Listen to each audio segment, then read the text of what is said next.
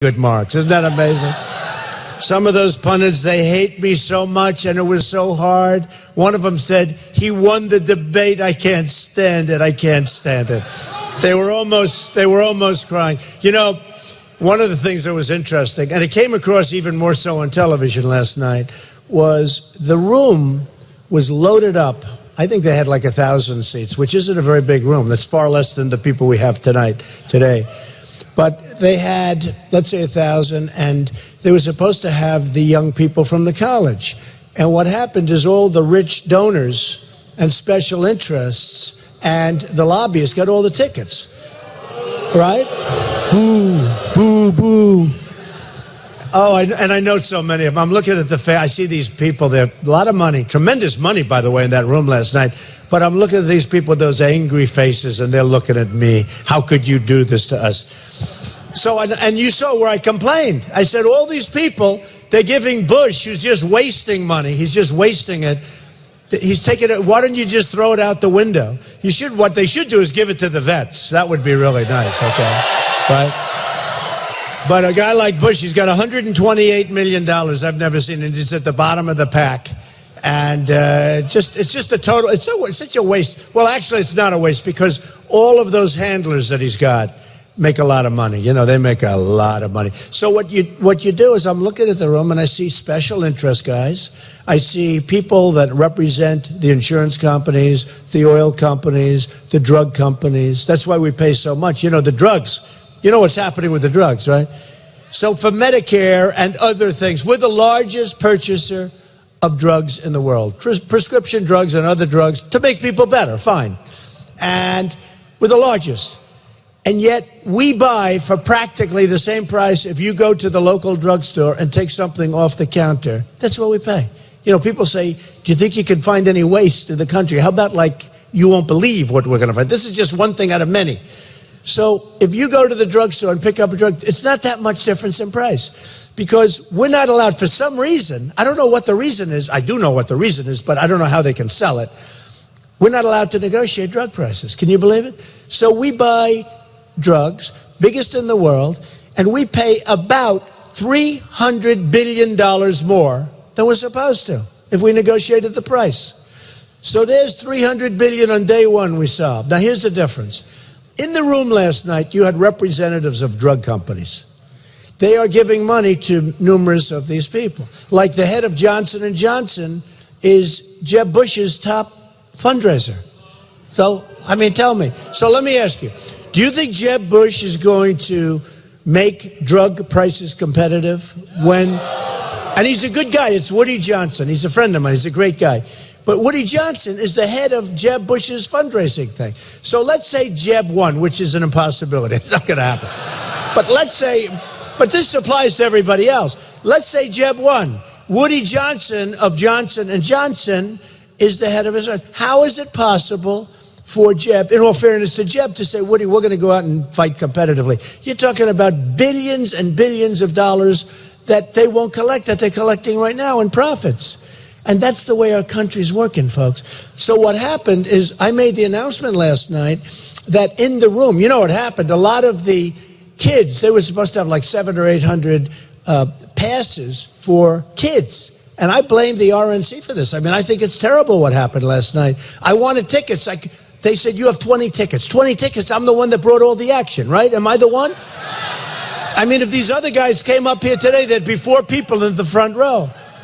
The owner of the building, it wasn't even meant for this. He said, this is the biggest crowd we've ever had. So what happens is I thought it was a protester. It's a friend. I love protesters because the cameras follow. They won't follow, except for that. So it's not possible that, you know, you look at it and you see the kind of money you're talking about. But, so I'm a self-funder. I'm putting up my own money, right? That's a nice thing. I'm way under budget. I'm way under budget. You know, right now I'm 40 million, closer to maybe 50, but I'm $40 million under budget. Isn't that nice? Think of it. I'm $40 million under budget and I'm number 1 in the polls, all right? A guy like Jeb has spent $110 million and he's down in the he's down here. Can you imagine it? I mean, it's just, that's not what the country, we got to get the guy I give the example of education. In the world, we're ranked number 30, but we're number 1 in cost per pupil by a lot. Number 2 is like so far down, they don't even consider it number 2. So we are by far the most expensive, and yet we're number 30. We have third world countries that do better than us. Now, you have Sweden and Norway and Denmark and China in the top 4 or 5, right? But we're number 30, and yet we spend more. Now, wouldn't it be nice if you could take a look at what I'm doing here, if we could spend less and be 1 or 2 or 5 or something, you know? Now, one of the reasons we do so badly is Common Core. Common Core is a disaster. Common Core is a complete disaster. So we get rid of that, and we start educating your children in New Hampshire, well, locally. I mean, the people, they hate Common Core, but they don't hate it because they're bad people or they're haters. They're not haters. They hate it for a different reason. It's no good. Who wants to have a bureaucrat in Washington taking care and educating your kids? We don't want it. You want to have local education. And I've seen it and I've watched it, and it's beautiful. The parents, and they have the children, and they have their boards, and it's so beautiful. And then, by the way, their children graduate and they stay on the boards because they love the school, because their children went there. That's what you have to have. It's so important. So we want to be at a point where we can spend less money and have a far stronger country and a better country. I look at military expenditures. You know, I'm going to build the military bigger, better, stronger. And I guarantee we can do it for less money. You know, I hear stories like, you know, they're ordering missiles that they don't want because of politics, because of special interests, because the company that makes the missiles is a contributor and the other company that makes the missiles that aren't good isn't. So we're ordering missiles that the generals don't want because of politics. So here's the beauty. They come to me and they say, we would like you to use such and such a company. He's helped your friends. I don't care if he's helped my friends. I have no friends as far as I'm concerned. You know who my friends are? You're my friends. That's my friend. So I think self-funding is a big deal. Look, I'm the only one that's self-funding, Democrat, Republican. Everyone else is taking money from, I call them the bloodsuckers. You know, when these guys, they're really good. When they give our candidates, when they give Ted $5 million, when they give Marco, did Marco do well last night in the debate? Did Ted do well last night in the debate? How did you like my answer when they talked about waterboarding? Did people like that? I think so. Because some people thought it was, you know, controversial. Okay, so we have waterboarding. Some people consider it less than torture, much less than torture. And I said, look, and they gave the answer to Ted, and Ted didn't like, you know, he wanted to stay away from it. I didn't. He sort of didn't like the concept of the waterboarding. It wasn't that he wanted to stay away from it. And my answer was this. We are living in medieval times. There's never been a time like this. When I used to read medieval times, they chop your head off. And I haven't heard that, you know, even in the Wild West, you get shot, right? They'll shoot you, but they don't chop your head off, right? So now they chop your head. James Foley, you look at what's going on. And I said to myself, waterboarding's peanuts compared to what they're doing. And they said about waterboarding, the question last night. And I said, look, as far as I'm concerned, waterboarding immediately is okay. And if we can get much worse than waterboarding, that's okay too. And everybody was shocked and they all liked it. In life and in business, you have to know, that's right, politically correct. We don't want to be politically correct, says the man with the red hat saying, make America great again, right?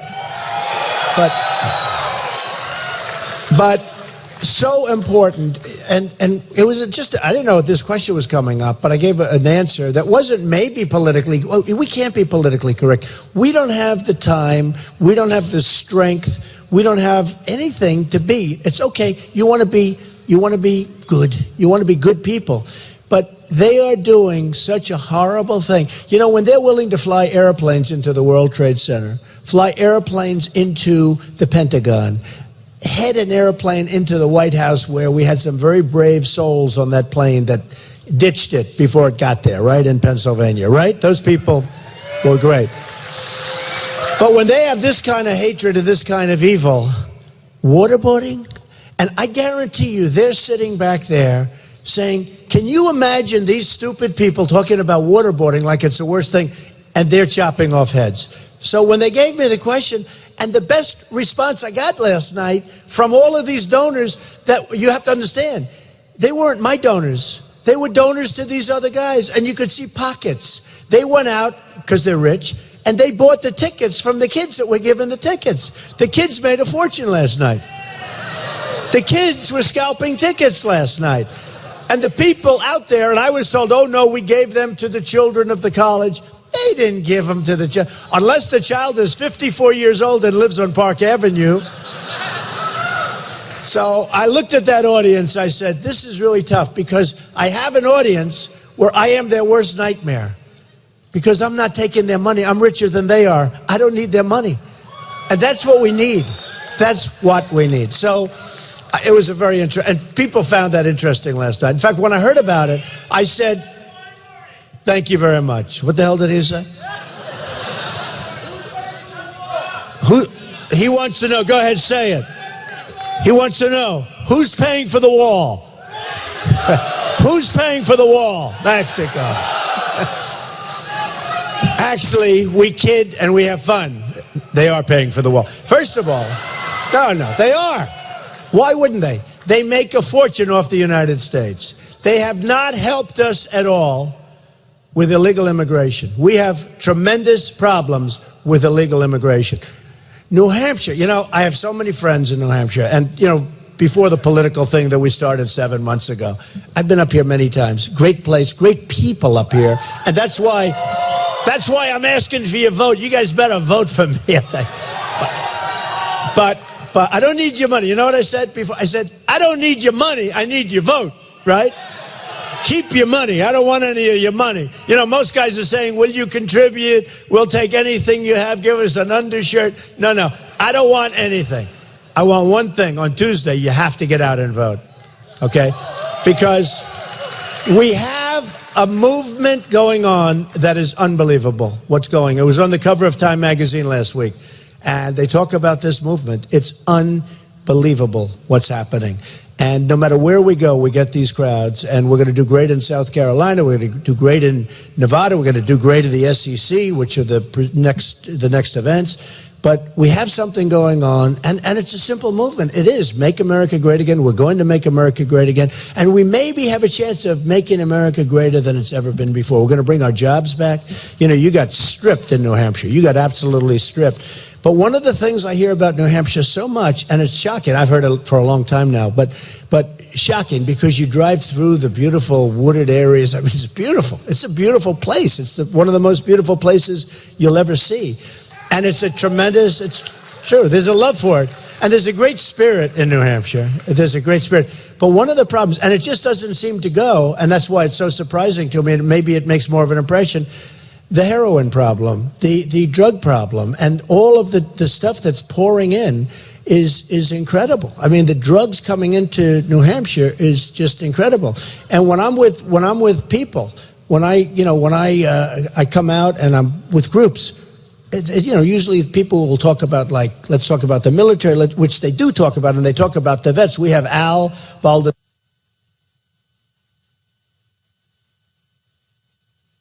Oh, there it is. Okay. Oh, the owner was such a nice guy. I saw him. I said, oh, if this mic doesn't, I'd like it if the mic didn't work. You know why? I could say, well, that's all we can go, folks, and we're not going to pay the rent, right? We're not going to give the rent. See, now the country would pay the rent if the mic didn't work.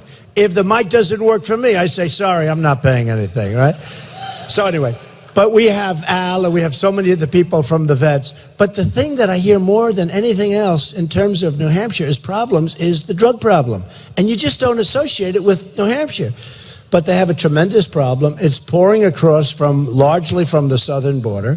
And we're going to put that wall up, and you're not going to have that problem. And we got to take the people that are addicted and badly addicted, and we're going to work to get them better. And then, it's interesting. It's interesting with the drug thing and alcohol and other addictions, but if you don't start, it's really easy to solve, okay? It's like smoking. If you never smoke a cigarette, you don't have a problem quitting. If you never start taking the drugs, you're not going to have a problem. And when we make it so hard for them to get into the country, beyond even New Hampshire, because we're going to have that wall. That wall is going to be so big and so strong and so powerful, and we're going to have our border guards. We're going to have our border guards. You know, a couple of these politicians that I'm dealing with, they're politicians. They said to me about 2 months ago, they said, "You can't really build a wall, Donald, can you?" Of course, it's a wall. I build buildings that are 94 stories tall. Walls, you know, I mean, give me a break. And it'll be a nice wall. Beautiful. It'll be a big wall, a beautiful wall, and we're going to name it Trump someday, maybe, right? So we have to make it beautiful. No, I don't want to know.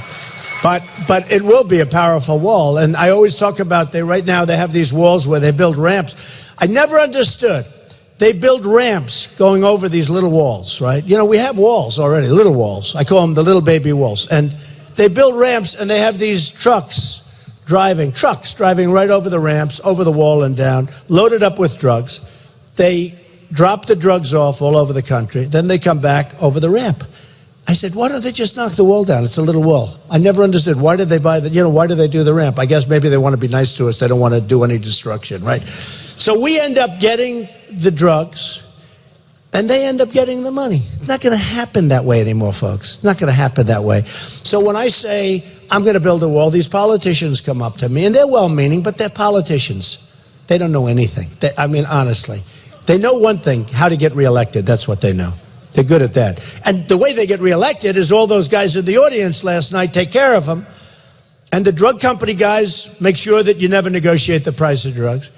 And the oil guys make sure that all good things happen with respect to oil, right? And all of these things, that's the way the system works. Because I was on the other side of the system for a long time and a very big donor. And I understand it. But when you have the insurance companies, you look at insurance, health insurance, the reason we have the lines, the artificial lines around each state is because the health insurance companies, the insurance companies want to have it that way. Because they'd rather have monopolies in each state than have hundreds of companies going all over the place bidding so that we can get our prices way, way, way down. Because Obamacare is a disaster, and it's expensive, and it's no good, and it doesn't work.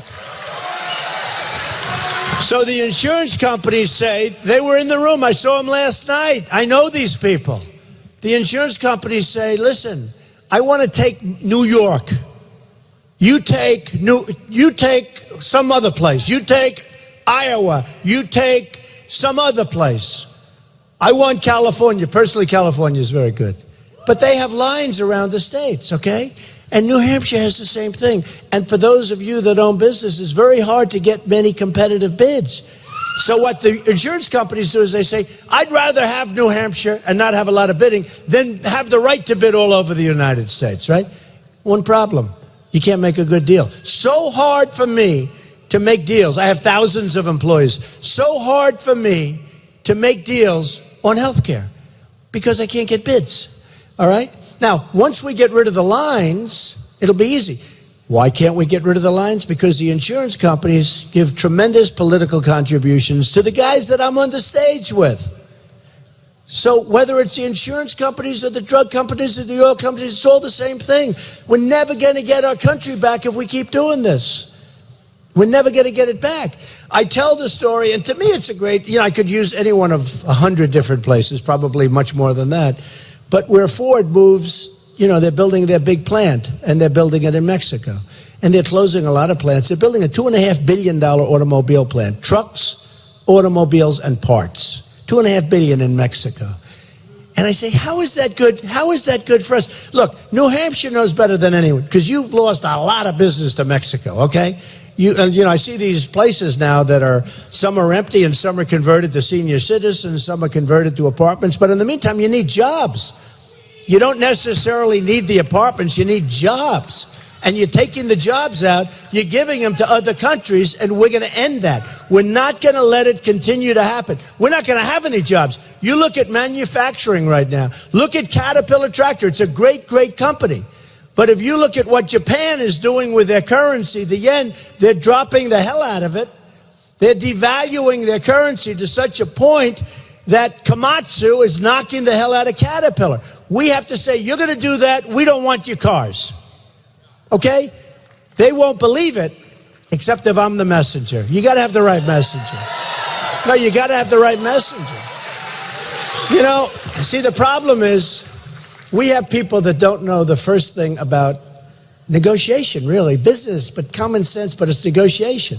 These people are rank amateurs. They are, I don't want to say what they are. I refuse.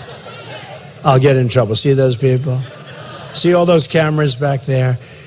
They've never driven so far to get to a location in their life. But you see all those cameras back there. But it's really true. We have tremendous power because China is sucking us dry. And without us, China, we've rebuilt China. They've taken our jobs, our base, thousands, millions of jobs, by the way, not thousands, millions and millions of jobs. Thousands and thousands of factories have closed because of China. And it doesn't do us any good. And by the way, they sell their product, they put it in, no tax, no nothing. You try putting your product into China. You can't do it, okay? It's really hard. Now, Boeing tried it, and they made Boeing build a whole new big airplane complex, and they kept all of its intellectual property. They wanted this, they wanted that. And all of a sudden, Boeing's going to have this massive place in China, and they're not going to have to build their planes here anymore. So how does it help us? It's going to be a whole different ballgame. So we have a lot of power over these countries. Now, when Japan takes their yen, they have a very strong leader, very smart leader, one of their best leaders in a long time. When Japan, I'll get along with him great. He'll like me, I'll like him, but I'll just say, listen, name is Abe. You're not going to be able to rip us off anymore. It's okay, don't worry about it. He'll respect us more. I have the biggest bank in the world as a tenant at one of my buildings. It's from China. I sell millions and tens of millions of dollars of apartments, condominiums in Manhattan to Chinese people. I love China. Look, there's nothing wrong. I like China, I like Japan, I like them all. Who? Okay, no, what does that say? Oh, no, that's okay. That's not a protest. That's a friend. That's a friend. I had a very bad voice, though, for a friend, right? That's had a very, very hostile voice for a friend. Anyway, so what we have to do,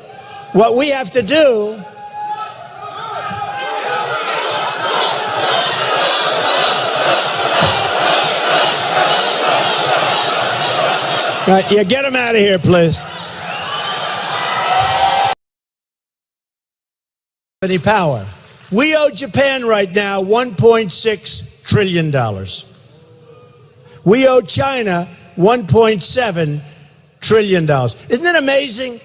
They come in, they take our jobs, they take our money, and we owe them money. That's like a magic act in reverse. No good for us, good for them. They take our jobs, they take our money, they ruin our base, we owe them money. Not going to happen anymore, folks. We have Carl Icahn, one of the great businessmen, very rich guy, billionaire many times over. We have a lot of the great businessmen. They're not supporting me because I don't want their money, but they are endorsing me and they want to, I'm going to take these guys. These are killers. These are people that some of them you wouldn't like. Some are very nice. Not a lot of them. Who cares? Who cares? Some are vicious, violent, horrible human beings. Do we care? Right now we have nice people. Right now we have political hacks negotiating with China. I mean, I deal with China. They're unbelievable. They come in and 20 people will come in to make one deal. Like 20. Because they want to make sure nobody's making a mistake. And they're tough. And they don't walk in and say, oh, isn't it a beautiful day? So lovely. How's everything going? Let's have dinner. They come in, we will make deal. Okay? There's no games, folks. We play games. There's no games. They're business. I like it. They're about business. And we have, you're right. We have political hacks. We have people that don't know the first thing. So here's what we're going to do. We're going to get our finest, which we should have been doing for years. We're going to get the finest business people in the world, our best negotiators, our smartest people. They don't want anything. They don't want anything. And we're going to make great deals. So with China, we had a trade deficit of 4 years ago. We said that to Japan. And they were just about ready to make the right deal. And our guys cracked. And you know why they cracked? Because the lobbyists and the special interests got them to crack. So we never took it to the end. Because they send us, I was in Los Angeles, I saw the biggest ships I've ever seen. They're loaded up with cars. They come pouring like the Long Island Expressway, 40 miles an hour, off these big boats, and then the boats go back to get more. The hell do we get? We send them like beef. And they don't want the beef, right? They send it back. And by the time we send it the fourth time, they take it, and then they call it Kobe beef, and they sell it for a lot more money because it's aged. It's really aged. Ugh. We should get a discount, then they charge much more. So look, we kid and we have fun, but you know what? Gotta have fun. If we can't smile at ourselves, and if we can't smile at how stupidly we're being run, then we're just gonna make ourselves not feel so good. So we have to smile, but we're not smiling. You know, they recently, Nikki Haley, she made a speech, and it was fine, and she talked about anger. And she said essentially that Donald Trump is angry. And this was her response to the president's speech. And she said, essentially, Donald Trump is angry. Now, I've known her, and she's been very nice, and I've supported her a little bit. But she said it, you know, not nice. And then I was at actually the previous debate, the one that I didn't raise the $6 million for the vets for. I was very happy with the one I didn't go to. Actually, that was my best performance. I raised $6 million for the vets. The last one that I didn't do, I think it was my best performance because I got the vets $6 million. Nobody even knows about it. But we got the vets know about it, and Al knows about it. I said, where is Al? Where the hell is Al? Where is he? Where's Al? Al, come here, Al. Get up here, Al. Get up here. Come here. This guy is so great. He devotes his life to the vets. And he's been so supportive. Get up here, Al. You know, I've never done this with him. I got to recognize him. Come on. We love him. Don't we love him? Come here. I had the opportunity to speak to you earlier about why a 22-year Marine and a 10-year legislator and one who sent his son to war and went to war supports Donald Trump, 150%. I'll tell you what, he goes not only to my events, he goes to other people's events, and he wants to find out where it's all coming from. And he knows who's going to take care of the vets, and it's not going to be the politicians. They talk. You know, they're all talk, they're no action. So now, we're going to build the military the same way we're talking about with trade. We're going to build the military. We're going to build it up. But we're going to negotiate prices, and we're going to use the right companies, and we're going to get the right stuff. We're going to have the greatest stuff ever created, and it's not going to be political anymore. The money they're spending on things they don't even want is ridiculous, and then they're sending it over to allies that don't want to fight, and a bullet shot. You know, I always talk about 2,300 Humvees, armor-plated, the best in the world. Now, I love the wounded warriors. If they had these, they wouldn't be walking around or not walking around. They wouldn't be in the condition they're in. They're the most amazing people of all. Would you say, Al? You know, they have, I mean, I see these people and their legs are gone or their arms are gone or worse, and they have a better attitude than we have. They're unbelievable people. But we send over 2,300, the best armor-plated Humvees in the world. And a bullet shot, and we give them to our allies. Our allies. We don't even know who the hell our allies are. We don't even know who they are. We're giving them to people that are fighting governments. We're better off letting the damn governments say that because these people are worse than the governments. We're spending billions and billions. So we give them Humvees. They have no spirit to fight. A shot's fired in the air. They run out of the Humvees. They're gone. And the enemy takes over 2,300 Humvees. What the hell are we doing? Okay, what are we doing? So if you remember, I said take the oil, right? I was the first one. And you know, it's funny. I said take the oil. For 4 years, I've been saying take the oil. Now they take the oil. They're not taking it, though. They're bombing it, but they're bombing it extremely gently because they're afraid that it's going to cause an environmental hazard in the air. Can you believe this? Do you think General George Patton ever said we can't bomb the oil because it may have an impact on the carbon footprint? Do you think George Patton, he would have slapped the hell out of that environmental, you know, that environmentalist would have walked up to him, General, you cannot bomb because residue will go into the atmosphere and it will affect the carbon footprint. You know what George Patton would have done? He would have slapped the hell out of that guy. That would have been the end of that environmentalist. And by the way, I've received so many environmental awards, I'm not going to knock it. We need clean air, we need clean water, we need beautiful, beautiful clean water, we need clean air. I get a kick where it's not funny, the president talks about the carbon footprint. Then he goes to Hawaii in a 747 Air Force One that's very old, with the old engines, that spews carbon and everything else into the air. And he goes to Hawaii, stays there for, I guess, almost 3 weeks, and then he comes back on this massive plane with massive engines, and they're very old, and they're not environmentally friendly, to put it mildly. And then he gets back and he talks about the carbon footprint. Give me a break. Stays there for 3 weeks, a lot of golf. He plays more golf than the guys on the PGA Tour play. So we're gonna build up our military, but we're gonna build it up with supervision where we get better than we're getting now for no more money. In other words, we can build it.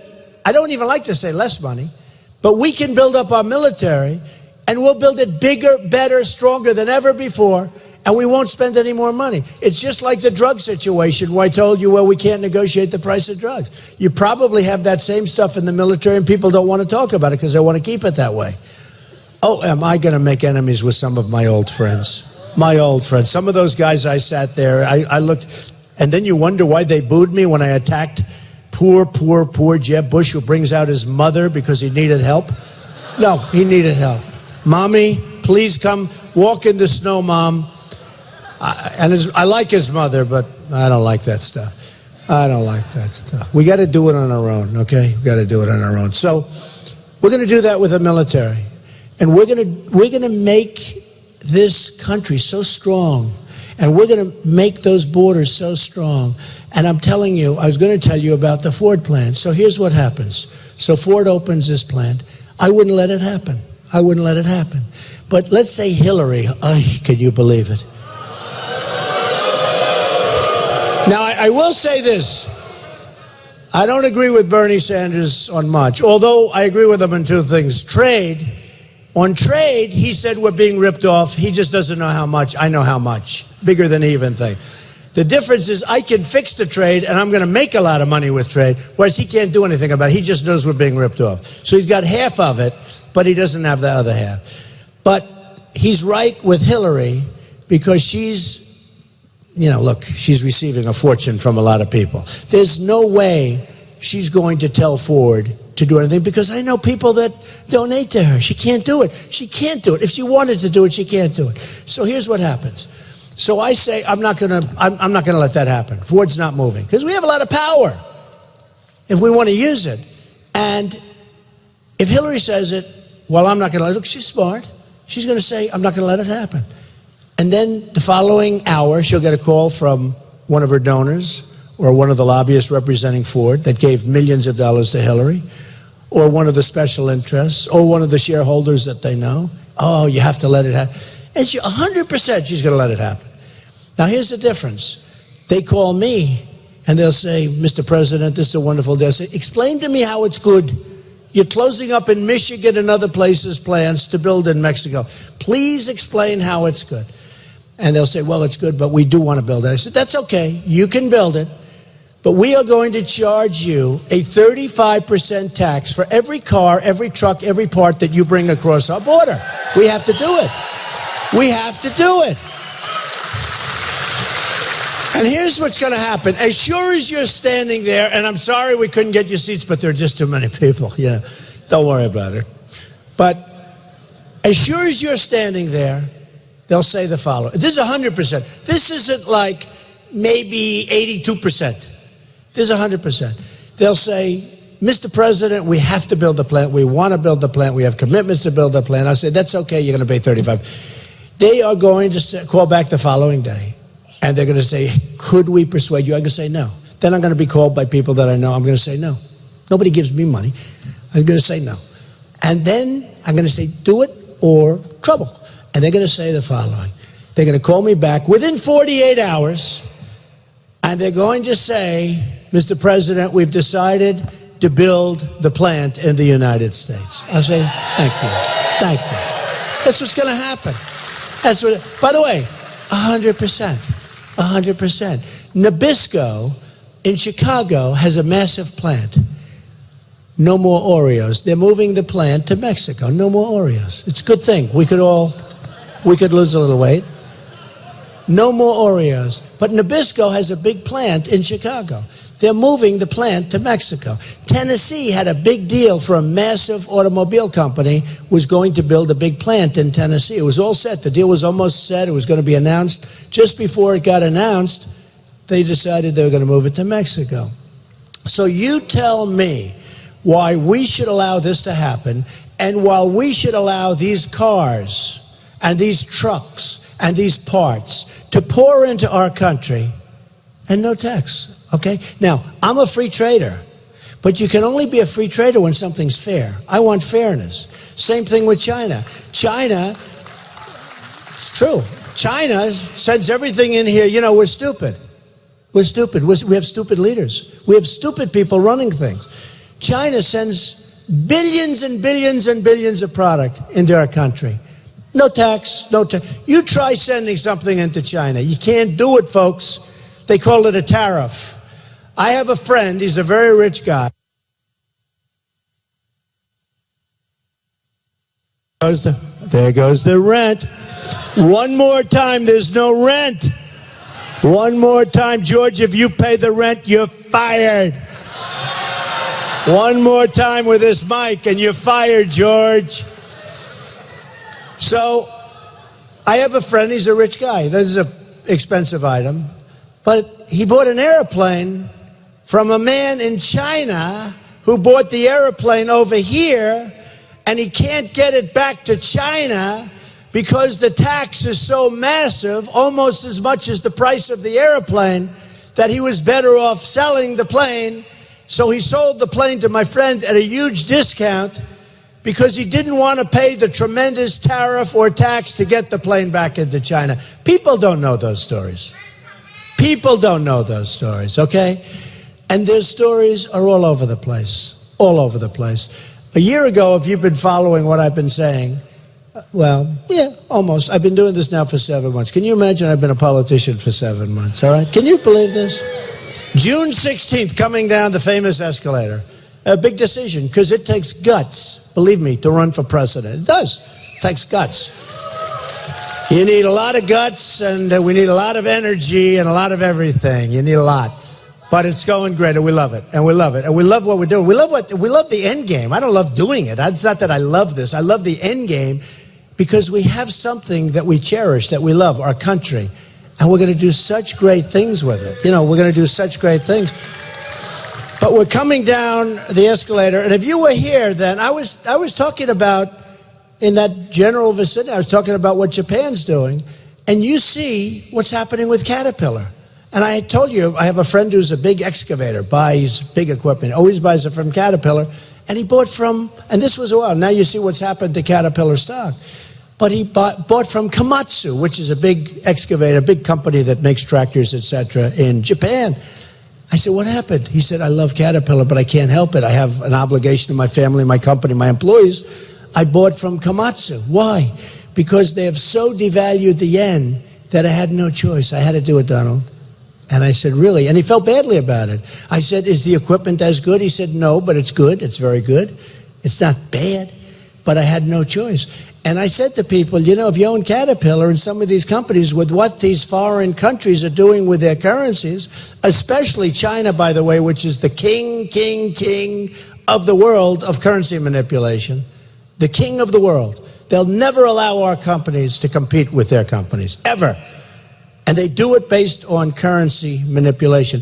That's why the TPP, the trade agreement that they're trying to sign, is so bad. China's not in the agreement. But the countries that are, there's nothing really talking about currency manipulation. And that's the principal tool that these countries are using to kill us. They're killing us. And we're going to get it stopped.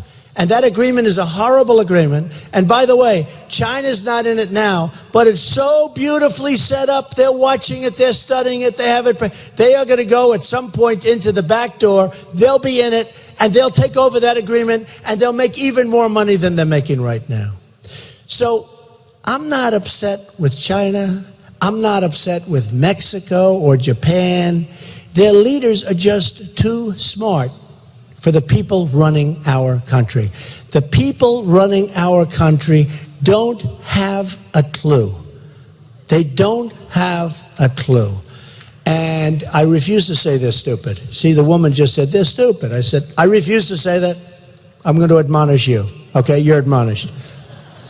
Remember when the man called out and said bad things about Obama, and I was hit by the press for not admonishing him. So now what I'll do is I'll admonish. Look, okay? That wasn't a very serious admonishment, was it? Look, she's looking down. Don't feel bad. Don't worry. We're not throwing you out.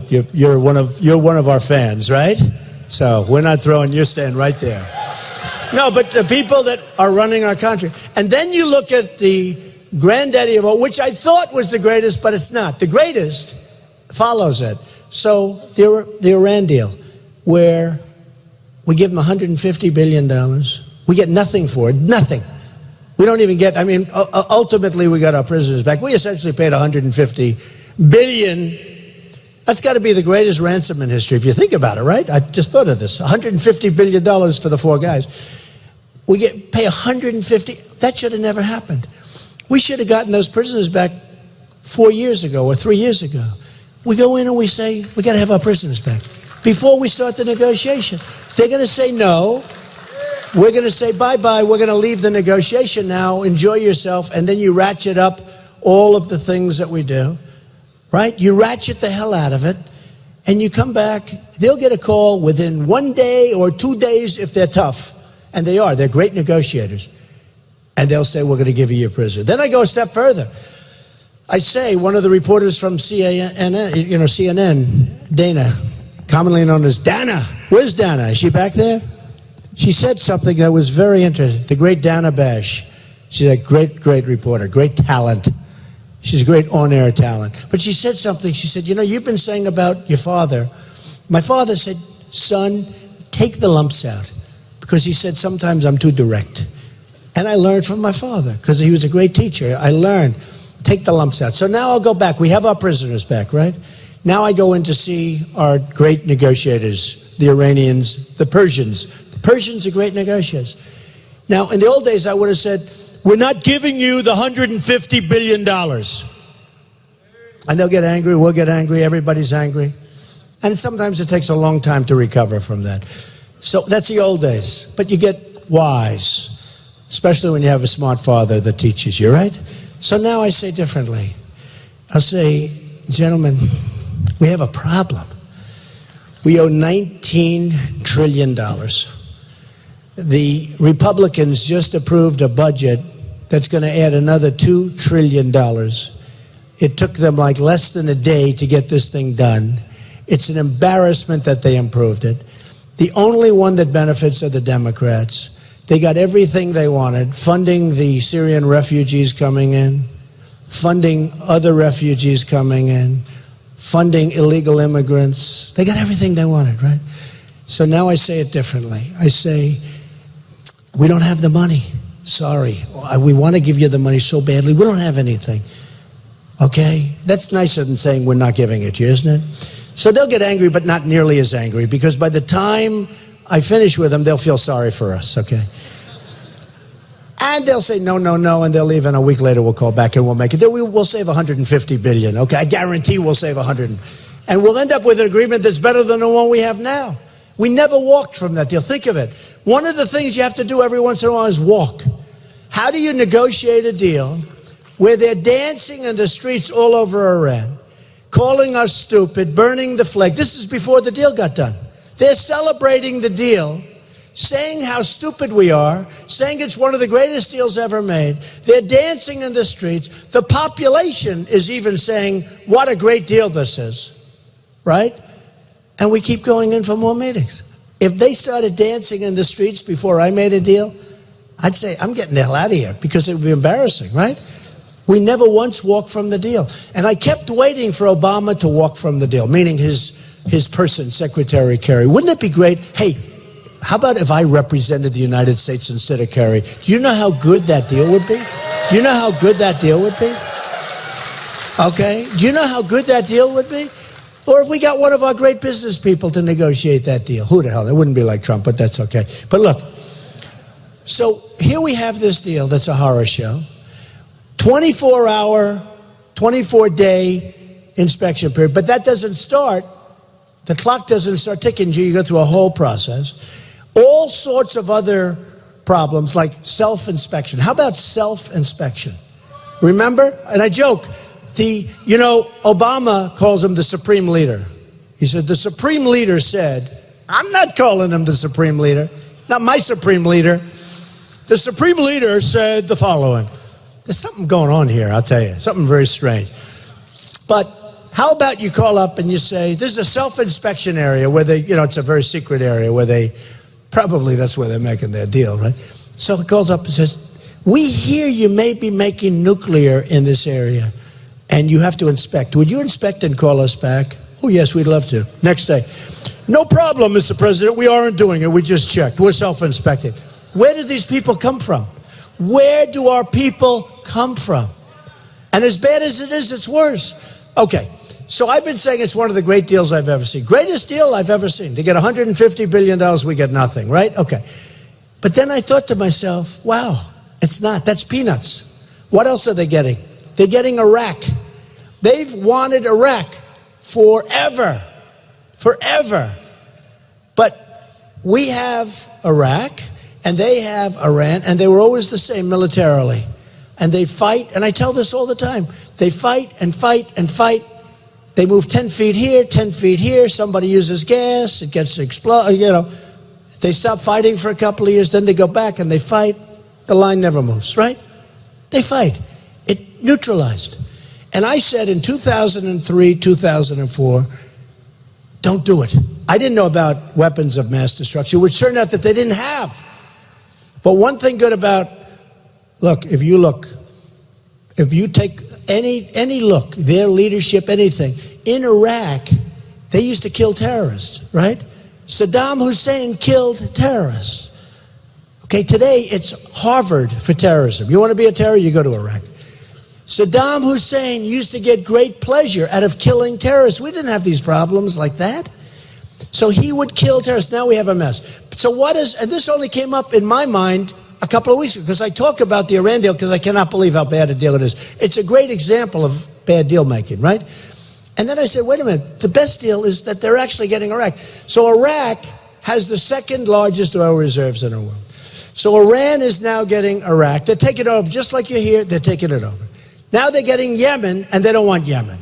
But they do like the border between Saudi Arabia. I mean, I'm good at this stuff. I talked about bin Laden in my book that was written in 2000 before the World Trade Center came down. And Joe Scarborough, a great guy, or Morning Joe they call him. Anybody know Morning Joe? Great guy. He heard about it. He got the book. He said, Trump talked about Osama bin Laden 2 years before the World Trade Center came down. Because I saw this guy on television. They did a report on him. I read some papers about him. I said, he's a bad guy. You better do something. I wrote about him in the book before. He could have been taken out. He should have been taken out. Clinton had a chance to take him out, and he didn't do it. He had a chance to get him, and he didn't do it. Bush should have done it, but he didn't do it, and they didn't do it. And the World Trade Center came tumbling down. Thousands of lives. Thousands and thousands. Worst attack in the history of the United States. Worse than Pearl Harbor, because it was a civilian attack, not a military attack. Worse than Pearl Harbor. So we have to go, and we have to get smart. You have Iran. Now they're rich. They don't have to build nuclear. They can afford to buy it. And do you notice where they're spending all their money? They just bought 118 Airbus jets. That's Boeing's competitor. Boeing is here. Airbus is over in Europe. They didn't buy from Boeing. They bought from Airbus. So they bought in Europe. They're buying missiles from Russia. They're buying all sorts of stuff from Italy and other countries. They don't buy anything from us. 150 billion. They're giving us nothing. We get nothing. We get nothing. And then on top of it, after the deal is made, they attack our 10 wonderful sailors, and they put guns to their head, they drop them on their knees, put your hands up, and they have some rough guy with a rough voice essentially screaming at them, right? You heard it.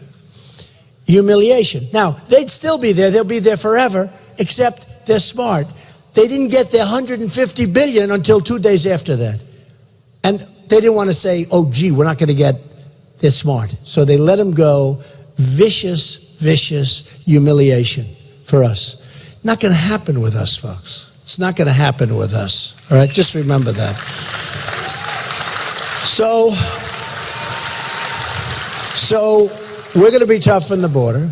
We're going to deal with China very nicely, but we have a lot of power and we have a lot of money that goes to them. We don't have a lot of money because they suck it out, but a lot of money goes to them. We rebuilt China. What happens is last night a missile went off in North Korea, and nobody knows what it is, and they're sort of saying it's for satellites. Well, okay.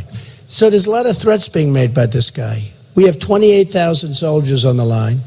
A lot of threats, a lot of threats. South Korea makes a fortune. Every time I buy televisions, thousands of televisions a year. Every time I buy them from South Korea. We don't make televisions anymore in this country, okay?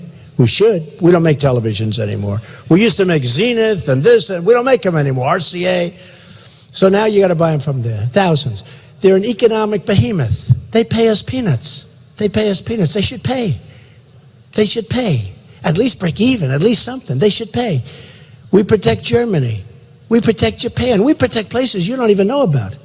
I've really become good at this stuff because I'm looking at it. And you know, when they say we have 10 times the military budget of anyone else, you know why we do? Because we protect all these countries for nothing. We protect Saudi Arabia. Think of it. No, we protect Saudi Arabia. Saudi Arabia, before the oil came down, now they're making half.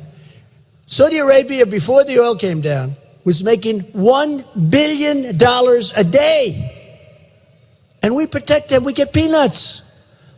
And we lease land for our military bases. We pay them rent. Okay? It's over. It's over. It's over. Okay? It's over. So, and honestly, I don't have time. I don't have a speech that I'm reading. Ladies and gentlemen, it's so nice to be with you. New Hampshire, please vote for me. If you don't vote for me, I'll never speak to you again. All I want is your vote. I will straighten it out. It's so easy. There's so much fat. When you talk about, some of the people that own businesses know really what I'm saying. When you talk about, and this is easier. I mean, the numbers are bigger, but this is easier because you have businesses, you know, you look for every penny. Here you're talking about trillions of dollars potentially. But we got to straighten it out. And we have, as an example, our agreement with, our treaty with Japan. If Japan is attacked, we have to attack and go to war and fight whoever attacks Japan. Okay. If they're attacked, they don't have to do anything. These are the deals we have. So if we're attacked, Japan doesn't have to help us. If they're attacked, we have World War III. Not going to happen like this, folks. We got to make it fair and equitable, okay? All right? So I just tell you, because it's New Hampshire and because you have that tremendous problem with drugs, we're going to stop it. You're not going to have the drugs coming in and destroying your children. You're not going to have it anymore, folks. You're not going to have it. Your kids are going to look all over the place, and they're not going to be able to find them, okay?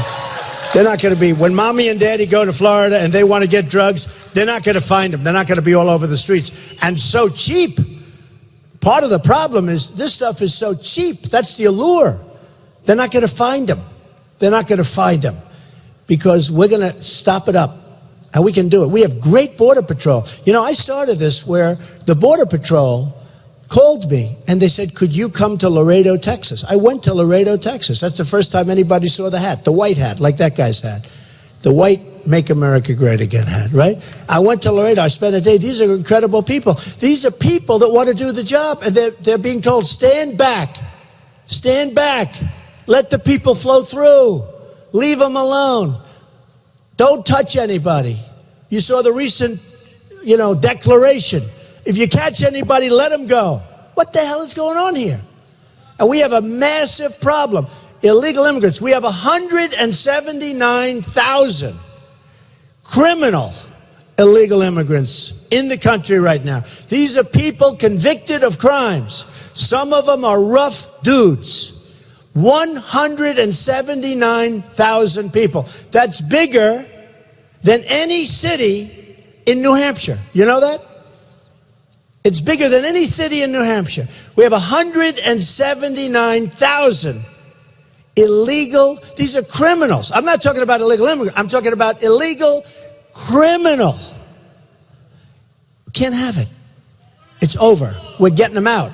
We're going to have the strongest borders. And by the way, people are coming into our country, but they're going to come in legally through a process. They're going to come in, okay? They're going to come in legally. So I just want to thank you all for coming. It's a great honor to have so many people. And now I'll take my hour-and-a-half drive back the other way. I think I'll miss the Super Bowl, and these are minor details. I couldn't care less. But I just want to say I love you folks. You're amazing people. Amazing people. Amazing people. And on Tuesday, go out and vote, and hopefully vote for Trump. Actually, if you're not going to vote for Trump, don't go out. You know, a lot of people say, a lot of these politicians say, it's not important who you vote for, but you have to go through the process. I feel differently. If you're not going to vote for me, do not vote. Okay? All right. We love you all, folks. Have a good time. Make America great again. Thank you. Thank you. Thank you very much.